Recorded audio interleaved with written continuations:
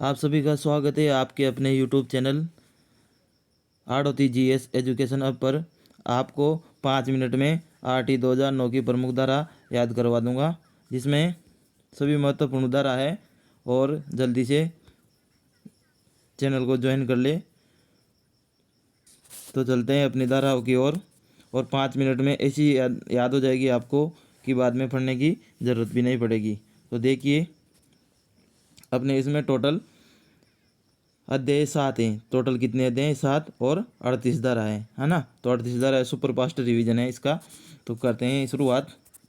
देखिए, फर्स्ट अध्याय है प्रस्तावना से संबंधित। तो इसमें धारा फर्स्ट निःशुल्क शिक्षा अधिनियम। धारा फर्स्ट में बालकों को निःशुल्क शिक्षा देने के लिए अधिनियम बनाया गया है। और धारा सेकंड है जिसमें परिभाषा दी गई है ना। अगला अध्याय 2 जिसमें निःशुल्क और अनिवार्य शिक्षा की बात की गई है। इसमें टोटल कितनी धारा आती हैं? 3 धारा आती है ना। टोटल कितनी धारा आती हैं? 3 धारा। तो आगे देखिए, धारा नंबर 3 में 6 से 14 आयु वर्ग के बच्चों को निःशुल्क शिक्षा का अधिकार दिया गया है। और धारा 4 में आयु से संबंधित वर्ग बताया गया। किसी भी आयु के बच्चों को अपन स्कूल में प्रवेश दे सकते हैं ना, मना नहीं कर सकते हैं स्कूल वाले। अगली धारा 5 है जिसमें स्थानांतरण या टीसी से संबंधित है। बालक वर्ष भर किसी भी समय टीसी ले सकता है स्कूल से, है ना। अगली धारा है अध्याय नंबर 3 में समुचित सरकार स्थानीय प्राधिकार या माता पिता के दायित्व बताए गए। तो इसमें कितनी धारा है बताइए, देखना। धारा 3 से 6 से और 11 तक धारा है इसमें टोटल, है ना। तो इसमें देखिए आप, धारा 6 में दूरी से संबंधित बताए गए कि कक्षा 1 से 5वीं तक के लिए 1 किलोमीटर की दूरी होनी चाहिए। और 5 से 6 से और 8वीं तक 2 किलोमीटर की दूरी होनी चाहिए। लेकिन ध्यान रखना आप इसमें कि ना, केंद्र सरकार के द्वारा 8 किलोमीटर की दूरी बताई गई है। केंद्र सरकार के द्वारा कितनी? 8 किलोमीटर की दूरी बताई गई है ना। धारा 7 में वित्तीय खर्च, जो अपना अधिनियम वगैरह जो कानून वगैरह पास करते हैं वो उसका खर्च बताया गया है। इसमें जो खर्चे हैं लगभग आप तो डायरेक्ट ये बताना 60/40, 60/40, 60/40, 60/40 है ना। 60/40 बताना आप, है ना। 60/40। और अगली धारा है, देखना इसमें अगली धारा कौन सी है।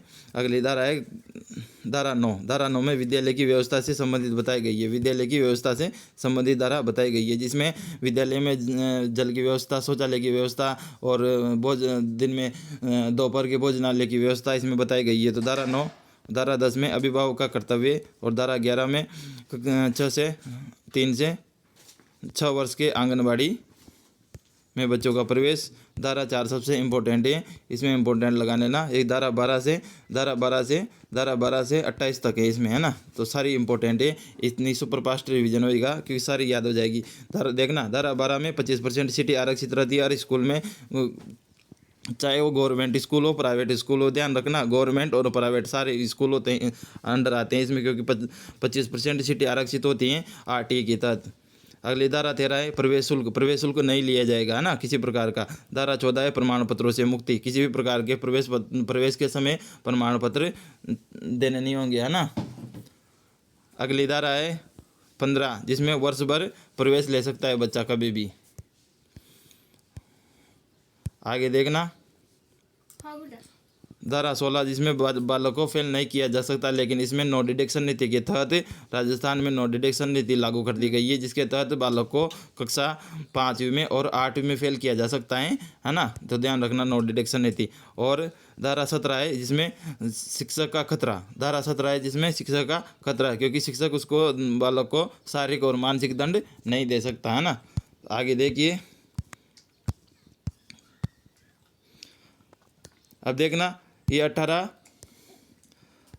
19 और 20, 18, 19 और 20 इसी तरह से याद होगी कि 18 में तो ना बिना मान्यता के स्कूल नहीं चला सकता, है ना। और 19 में विद्यालय के मानक, जैसे 3 वर्ष में इसको पूरे अपने मानक पूरे करने होते हैं। अगला है 20 है मानकों में परिवर्तन कर सकती है केंद्र सरकार है राज्य सरकार।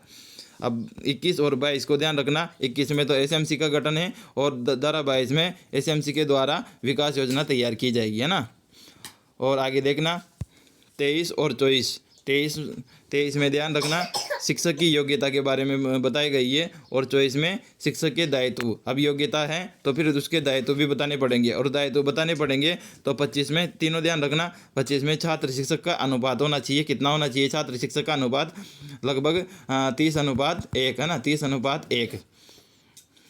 आगे देखिए इसमें 18, 18, 18, 19, 20, 18, 19, 20 तो एक साथ याद कर लेना। बिना मान्यता के स्कूल नहीं चला सकते हैं और विद्यालय के मानकों का प्रयोग और मानकों में परिवर्तन कर सकती है केंद्र सरकार, राज्य सरकार। और 21-22 में एसएमसी का गठन और 22 में विकास योजना एमसी के द्वारा बताई जाएगी आपको। आगे 23 और 24 को ऐसे याद करना कि शिक्षक से संबंधित है ना। 23 में शिक्षक की योग्यता बताई गई है और 24 में शिक्षक के दायित्व और 25 में छात्र शिक्षक अनुपात है ना। छात्र शिक्षक अनुपात आपको याद होगा ऐसे ही। आगे देखो धारा 26 में 10% पदों की रिक्ति है। हर स्कूल में 10% से ज़्यादा पद रिक्त नहीं हो सकते हैं ना। धारा 27 में शिक्षक की ड्यूटी 3 कार्यों के अनुसार ज़्यादा नहीं लगा सकती। किसमें? एक तो जनगणना में लगा सकते हैं, एक प्राकृतिक आपदा में लगा सकते हैं, एक चुनाव में लगा सकते हैं। इसके अलावा किसी प्रकार की ड्यूटी नहीं लगा सकती शिक्षक की। आगे धारा 28 में निजी ट्यूशन नहीं खोल सकता है शिक्षक है ना। निजी ट्यूशन नहीं खोल सकता शिक्षक। और अध्याय 5 है जिसमें 2 धारा बताई गई है प्रारंभिक शिक्षा का पाठ्यक्रम से संबंधित है। इसमें एक तो धारा 29 में पाठ्यक्रम की रूपरेखा पाठ्यक्रम तैयार करना और धारा 30 में बोर्ड परीक्षा अनिवार्य नहीं होगी। बोर्ड परीक्षा कक्षा 5वीं और 8वीं की होती है जो बोर्ड परीक्षा अनिवार्य नहीं होती। बालक इसको दे भी सकता है, नहीं भी दे सकता है ना, स्वैच्छिक होती है। आगे देखना धारा अध्याय 6 में बालक के अधिकारों का उल्लेख किया गया है। इसमें धारा 31 में बालक के अधिकारों का संरक्षण होता है ना, उसको बालक के जो अधिकार है उसको बताए जाते हैं। और धारा 32 में बालक के अधिकारों के संरक्षण की अपील की जा सकती है, उसकी कानूनी कार्रवाई की जा सकती है। धारा 31, 32, 33 में हो गया सलाहकार परिषद का गठन और 34 में हो गया कार्यकाल और बैठक है ना। अगली है अध्याय 7 में 35 मार्गदर्शन दिया जाएगा। धारा 36 में दंडनीय अपराध की रोकथाम या इसमें क्या नाम निपटारा किया जाएगा। और धारा 37 में वाद विवाद होते हैं उनका निपटारा किया जाएगा। धारा 38 में क्रियान्वयन कार्य किए जाते हैं। और धारा 29 जो केंद्र सरकार के द्वारा जोड़ी गई है, जो केंद्र सरकार की शक्तियों का उल्लेख किया गया है। तो इसमें इम्पोर्टेंट आप ध्यान रखना धारा अध्याय 4 है ना, अध्याय 4 ध्यान रखना। अध्याय 4 दोबारा पढ़ लेते हैं। धारा 12 में 25% सीटें, धारा 13 में प्रवेश शुल्क, धारा 14 में प्रमाण पत्रों से मुक्ति, 15 में वर्ष भर प्रवेश और 16 में फेल नहीं किया जा सकता है, 17 में शारीरिक और मानसिक दंड।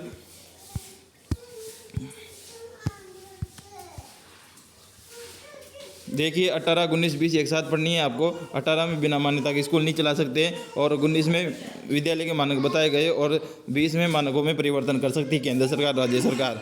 और धारा 21 और 22 एक साथ पढ़नी है। 21 में एसएमसी का गठन और 22 में एसएमसी के द्वारा विकास योजना तैयार की जाएगी है ना। और धारा 23, 24 और 25 एक साथ पढ़ना। धारा 23 में शिक्षक की योग्यता और 24 में दायित्व और 25 में छात्र शिक्षक अनुपात बताया गया है ना। अब छात्र शिक्षक अनुपात बताया गया है तो कितने छात्रों की अपन रिक्ति कर सकते हैं। तो धारा 26 में बताई गई है 10% से ज़्यादा रिक्त पद नहीं होने चाहिए हर स्कूल में। और धारा 27 में शिक्षक की ड्यूटी 3 कार्यों के अनुसार नहीं लगा सकते हैं। और धारा 28 में निजी ट्यूशन। तो आपको आई होप सारी धारा समझ में आई होगी। तो इसको एक बार नहीं 2 बार देख लेना, ज़्यादा लंबा वीडियो नहीं है। तो अगर चैनल पर नए हो तो चैनल को जरूर सब्सक्राइब कर देना। Thank you, best of luck.